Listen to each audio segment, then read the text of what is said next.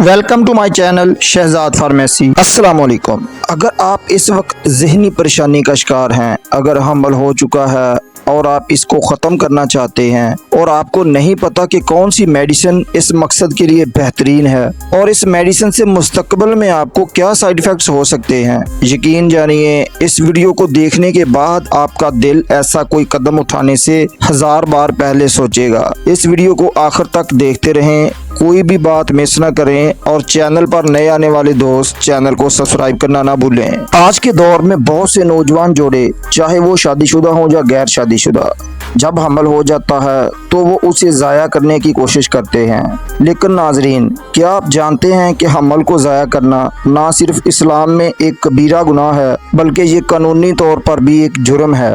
आप चाहे जितने भी उज़र पेश करें, लेकिन दुनिया के सामने और सबसे बढ़कर अल्लाह ताला के सामने आपको इस अमल का हिसाब देना ही होगा। अगर आप सोच रहे हैं कि वाकई ये इतना बड़ा मसला है तो सुनिए।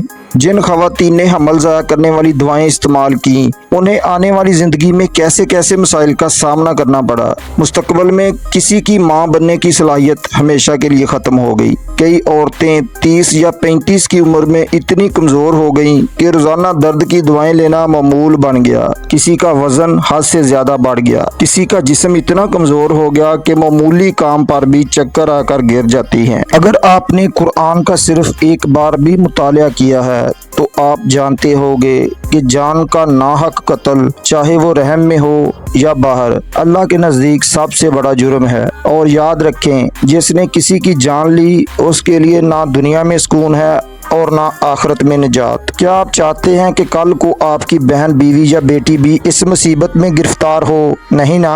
तो फिर दूसरों की जान लेने का हक भी आपको नहीं। उसके अलावा हमल ज़ाया करने वाली मेडिसिन पर आप मेरी वीडियोस एस्टीमोम, ब्रीकी टेबलेट, साइटोटेक और रोटेक टेबलेट पर देख सकते हैं। हमारे चैनल का विजिट जरूर करें। अगर आपको ये पैगाम दिल से लगा हो तो इस वीडियो को सिर्फ लाइक ना करें बल्कि शेयर भी करें, ताकि किसी और की जिंदगी संवर जाए। हेल्थ और मेडिसिन से रिलेटेड मालूमात के लिए नए दोस्त हमारे चैनल को जरूर सब्सक्राइब कर लें। अल्लाह हाफ़िज़।